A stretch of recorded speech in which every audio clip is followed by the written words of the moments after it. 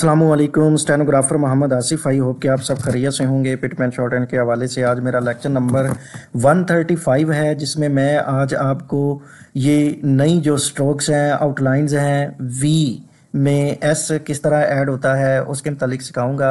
उसके बाद ये एक फ़ाइनल लूप है एस सर्कल वाली जो इस्तेमाल की गई है इन आउटलाइंस के अंदर, उनके मतलब आपको सिखाऊंगा।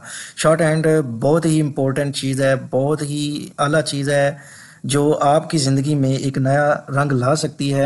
आप अगर परेशान बैठे हुए हैं, आपके पास FA टू बैचलर डिग्री है, तो ये शॉर्ट हैंड का कोर्स आप लाजमी सीखें।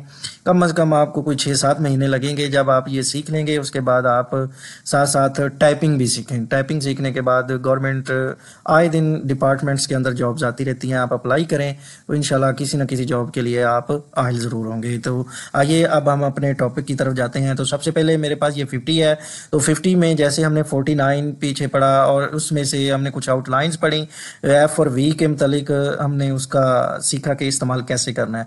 तो ये बेसिकली जब जो पहले जो जितनी भी आउटलाइंस दी जाती है ना, तो इनको देने का मकसद ये होता है कि आगे वाली जो एक्सरसाइज इस्तेमाल हो रही होती हैं तो वो इसकी बेस पर होती हैं। अगर आप इसको ज़्यादा अच्छे से करते हैं, ये जो आउटलाइंस दी गई हैं इनको स्ट्रॉन्ग ज़्यादा इसकी प्रैक्टिस करेंगे तो वो जो एक्सरसाइज है वो आपको खुद ब खुद आ जाएगी।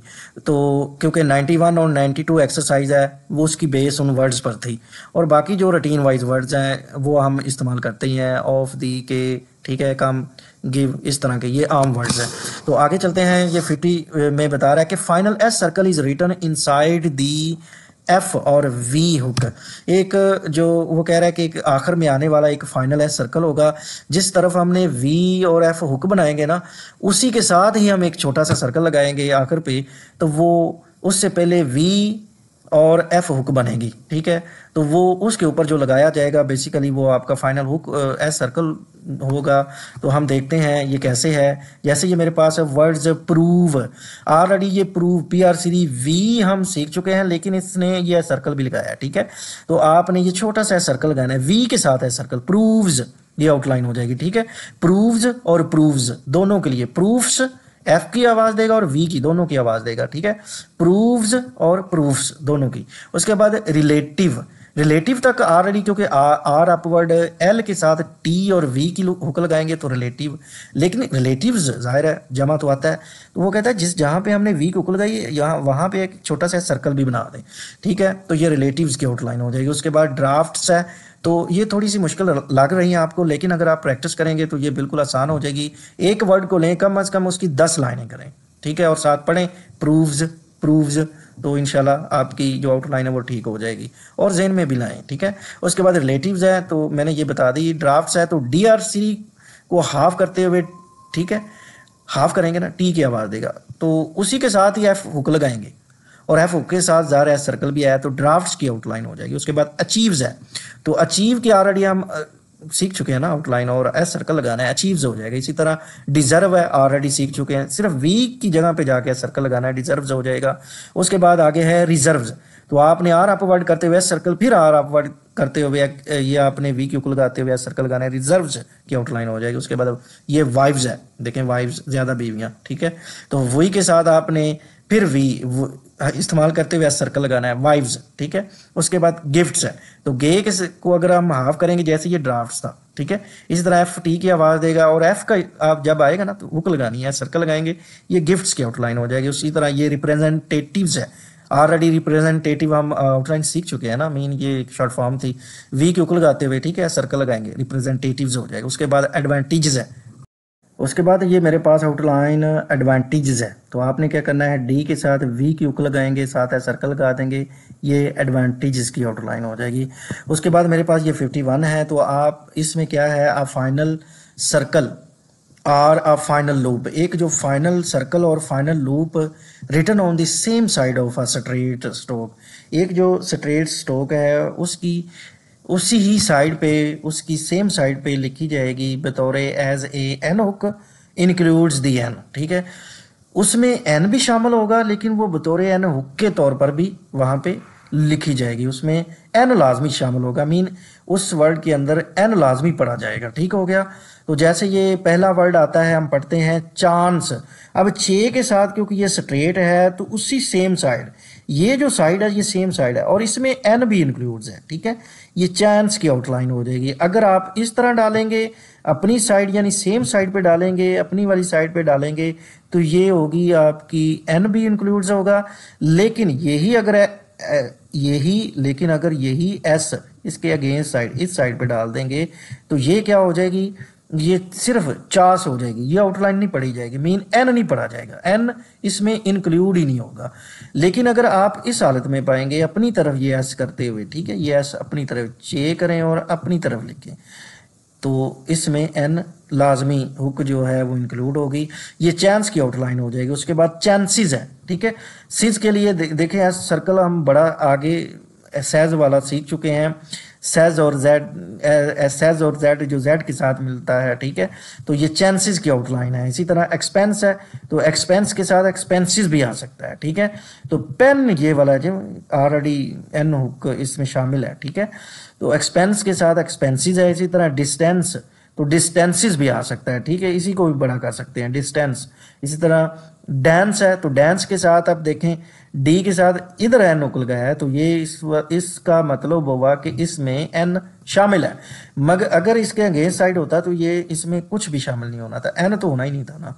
ये एडवांस के डांस की आउटलाइन, और डांसेस के लिए एस बड़ा कर देंगे।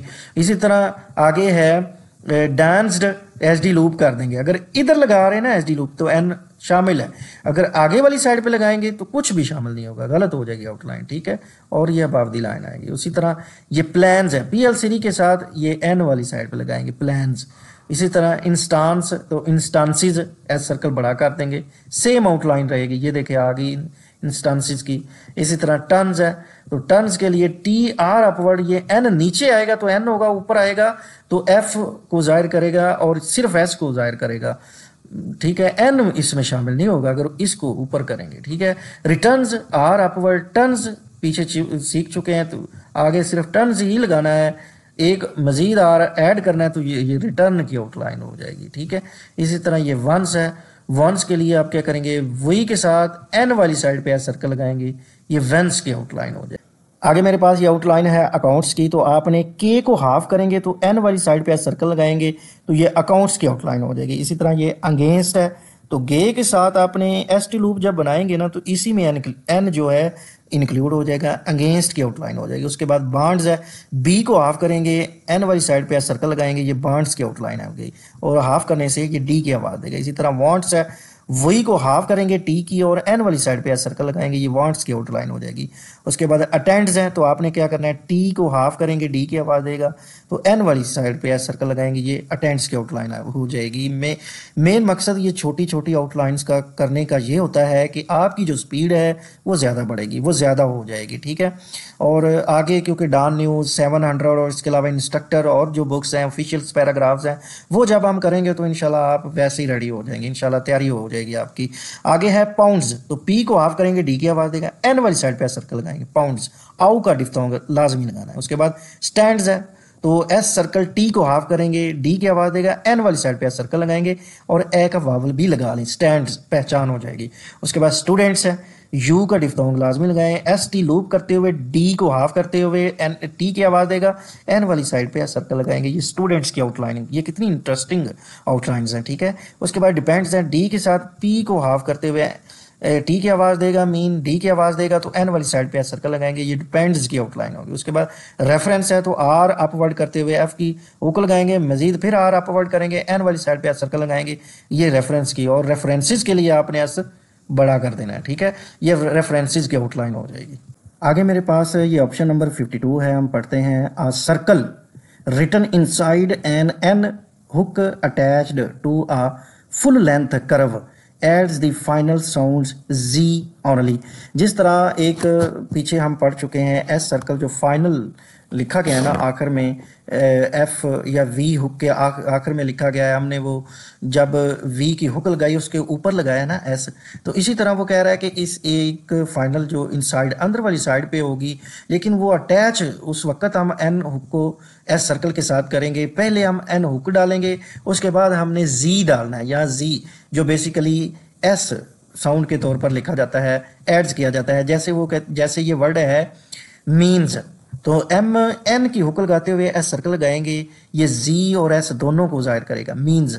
इसी तरह रीमेन्स, तो आर डाउनवर्ड इस्तेमाल करते हुए, क्योंकि एम आया है कर्व आउटलाइन है तो इस वजह से मीन्स की आउटलाइन ज्वाइन कर देंगे। इसी तरह ये लॉन्स है तो आल अपवर्ड करते हुए लॉन्ग वावल ओ लॉन, ठीक है, लॉन तक तो एन तक, फिर एस सर्कल, ये जो इनसाइड है ना अटैच किया हुआ है अंदर वाले एन के साथ, जी मीन एस, तो ये लॉन्स की आउटलाइन हो जाएगी। उसके बाद शाइन्स है, इश के साथ एन की हुक्म, हमने शाइन तो ऑलरेडी पढ़ा है, लेकिन एन तक उसके बाद एस सर्कल, ठीक है, एन भी यहाँ भी कवर होगा अंदर वाली साइड पे, ठीक है, अटैच होगा, तो एस सर्कल भी लगा देंगे, ये शाइन्स की आउटलाइन हो जाएगी। इसी तरह ओपिनियंस है, पी के साथ एन के साथ मजीद एन जो ज्वाइन करते हैं ओपिनियन, और एस सर्कल लगाएंगे, ये ओपिनियंस की आउटलाइन हो जाएगी।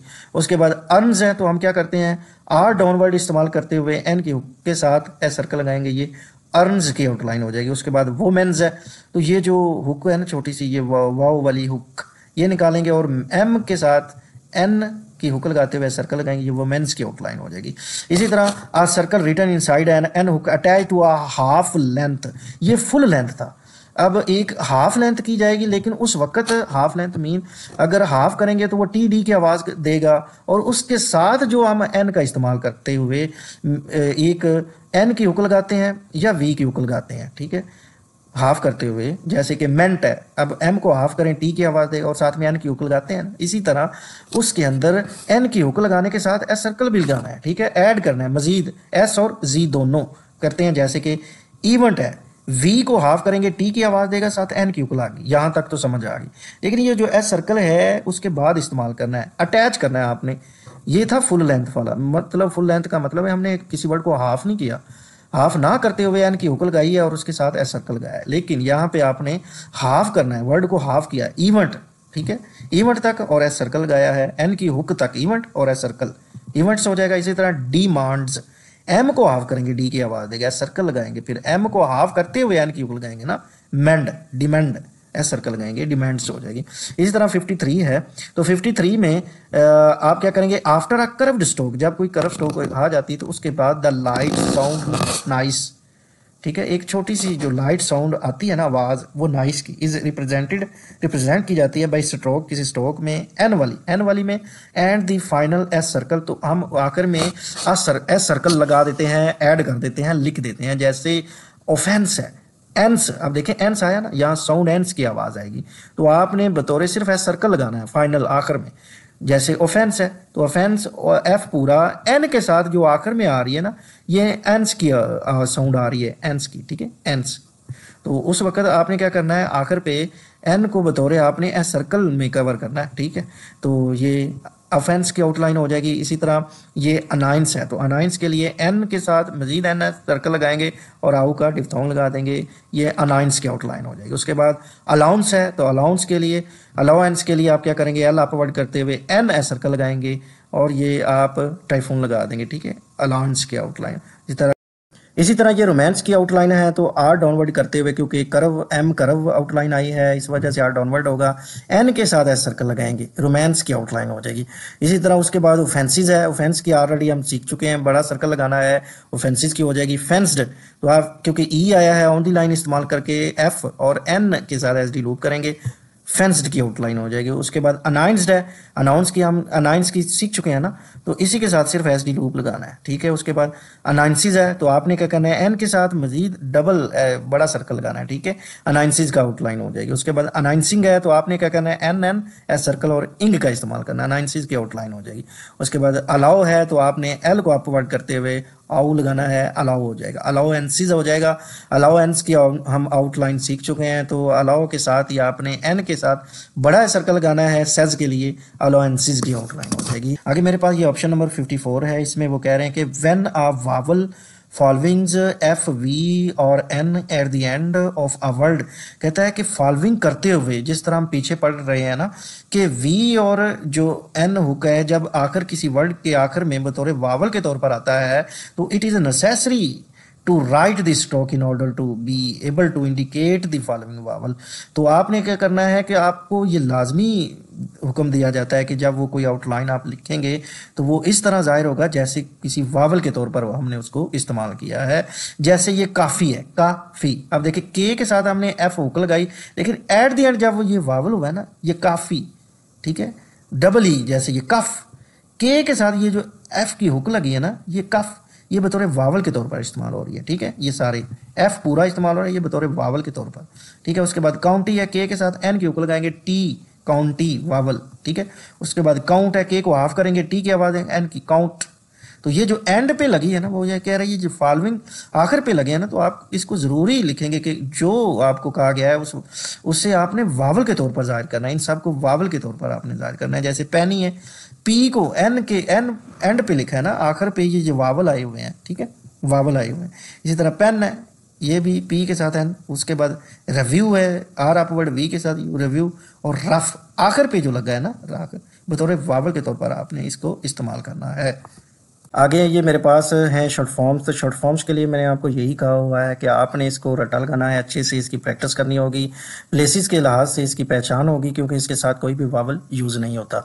जैसे ये डिफ़िकल्ट है तो डी थ्रू द लाइन, ये आपने लाइन के अंदर लाते हुए एफ की हुक लगानी है, तो ये डिफ़िकल्ट हो जाएगा। और डिफ़िकल्टी आ जाए तो आपने डी के साथ थ्रू दी लाइन लाते हुए एफ की हुक लगानी है और के पूरा ज्वाइन करना है, डिफिकल्टी की ये आउटलाइन हो जाएगी। डिफिकल्ट और डिफिकल्टी में फ़र्क है। इसी तरह बैलेंस है तो बी एल सी को हाफ करते हुए एन वाली साइड पे सर्कल लगाया और ये अबव दी लाइन आउटलाइन आई है, क्योंकि ए वावल आ रहा है। बैलेंस और बैलेंस्ड के लिए एस डी लूप इस्तेमाल की है। इसी तरह रिस्पॉन्सिबल और रिस्पॉन्सिबिलिटी दोनों के लिए यही वर्ड है। आर अप वर्ड है, एस सर्कल के साथ आपने पी और एन वाली साइड पे एस सर्कल लगाना है। ये रिस्पॉन्सिबल और रिस्पॉन्सिबिलिटी की आउटलाइन है। इसी तरह ग्रेड गेयर सीरी को हाफ करेंगे, ये टी की आवाज देगा, ये ग्रेड की आउटलाइन है, लेकिन ऑन दी लाइन है, ठीक है। और ये गार्ड है, यही सेम स्टॉक। अगर अबव दी लाइन लिखेंगे ये गार्ड, ठीक है, गार्ड की आउटलाइन हो जाएगी। उसके बाद ये गेल सीरी के साथ हम इसको हाफ करेंगे तो ये डी की आवाज़ देगा, गोल्ड की आउटलाइन हो जाएगी। उसके बाद ये फ्रेज है, फ्रेज को आपने कैसे ज्वाइन करना है, एट वंस, तो एट के साथ एन वाली साइड पे सर्कल लगाएंगे, ये वंस की आउटलाइन हो जाएगी। जैसे हम पीछे पढ़ के आए हैं आउटलाइन, अनाइंस, अलोएंस, ठीक है, अनाइंस्ड, ठीक है, ऑफेंस, इसमें पढ़ के आए ना, एन वाली साइड पे अगर आता है आखिर में किसी वर्ड के तो हमने बतौर उसे एस सर्कल इस्तेमाल करेंगे, लेकिन उसमें एन इंक्लूड लाजमी इस्तेमाल करेंगे। तो इस चीज़ को मद्देनजर रखते हुए पिटमैन शॉर्ट हैंड ने एट वंस जो है ना ये इस्तेमाल किया है, ठीक है, फ्रेज। ओके हो गया।